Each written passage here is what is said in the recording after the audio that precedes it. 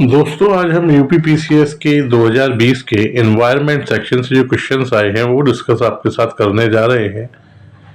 ये क्वेश्चंस काफ़ी सारे क्वेश्चंस इसमें ऐसे हैं जो कि अगले एग्जाम में रिपीट होते हैं। तो 2024 के प्री एग्जामिनेशन के पर्पज से स्पेशली ये सब देखना आपके लिए महत्वपूर्ण है। इनको हमने अलग अलग पार्ट में डिवाइड कर दिया है ताकि आप अगर कोई हिस्ट्री पढ़ना चाहे तो केवल हिस्ट्री के क्वेश्चंस देख सकता है। जो पोर्शंस आपके वीक है उन पोर्शंस को भी आप इसके द्वारा अलग अलग देख सकते हैं। तो इसमें जो क्वेश्चंस हैं वो 13 क्वेश्चन आए हैं एनवायरनमेंट पोर्शन से। पहला क्वेश्चन है, सुपोषण या न्यूट्रिफिकेशन के संदर्भ में निम्नलिखित में से कौन सा कथन सत्य है?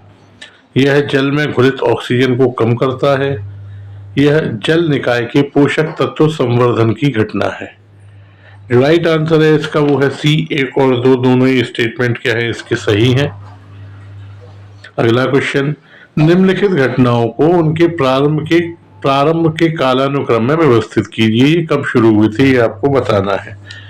राइट, प्रोजेक्ट टाइगर, प्रोजेक्ट हाथी, वन्य जीव संरक्षण अधिनियम और जैव विविधता अधिनियम। राइट आंसर है सी 3, 1, 2, 4। वन्य जीव संरक्षण अधिनियम, फिर प्रोजेक्ट टाइगर, प्रोजेक्ट हाथी, फिर जैव विविधता अधिनियम। वन्य जीव संरक्षण अधिनियम जो आया था वो आपका 1972 में आया था।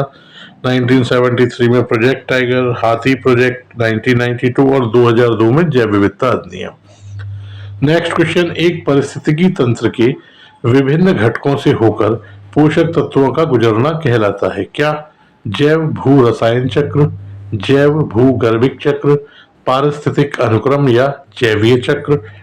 इसका जो राइट आंसर है वो है ए, जैव भू रसायन चक्र। नेक्स्ट, भारत में मिट्टी बचाओ आंदोलन कहां से प्रारंभ हुआ?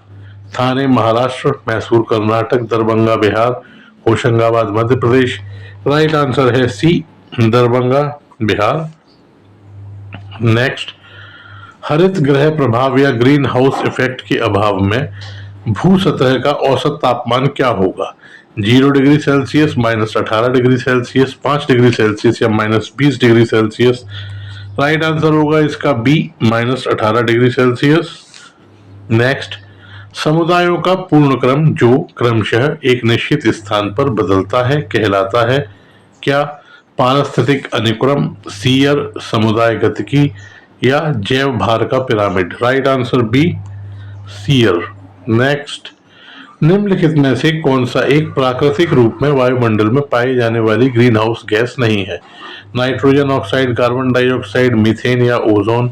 Right answer A, nitrogen oxide. Next, सामान्यतः पर्यावरण को निम्न प्रकार से वर्गीकृत किया जा सकता है। निम्नलिखित में से कौन सा एक इस वर्गीकरण का अंश नहीं है? परिचालन पर्यावरण, भौतिक पर्यावरण, सांस्कृतिक पर्यावरण, जैविकीय पर्यावरण? राइट आंसर हो जाएगा ए, परिचालन पर्यावरण, इसका अंश नहीं है। नेक्स्ट, पारिस्थितिकी संक्रमण अवधारणा का सर्वप्रथम प्रयोग किसके द्वारा किया गया? एल्टन, बेनेट, बर्कले या रेडजिल? Right answer B, Bennett. Next, निम्नलिखित में से कौन सा वैश्विक ताप वृद्धि या ग्लोबल वार्मिंग का प्रभाव है? समुद्र जल तल का बढ़ना, हिमनदी का पिघलना, बीमारियों का फैलना या प्रवाल भित्ति का विरंजन होना? तो ये चारों ही इसके प्रभाव हैं, तो इसका जो सही ऑप्शन होगा वो होगा डी। नेक्स्ट, निम्नलिखित घटनाओं को सही कालानुक्रम में व्यवस्थित कीजिए तथा कूट के माध्यम से सही उत्तर चुनिए। रियो पृथ्वी शिखर सम्मेलन, ब्रटलैंड आयोग रिपोर्ट का प्रकाशन, मॉन्ट्रियल प्रोटोकॉल का प्रवर्तन, the limit to growth report का प्रकाशन?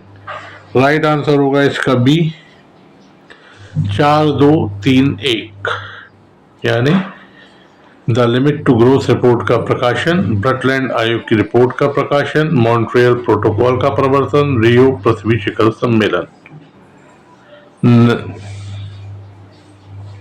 इसमें जो the limit to growth report का प्रकाशन ये हुआ था 1972 में, ब्रटलैंड आयोग की रिपोर्ट 1987, मॉन्ट्रियल 1989 और रियो सम्मेलन 1992।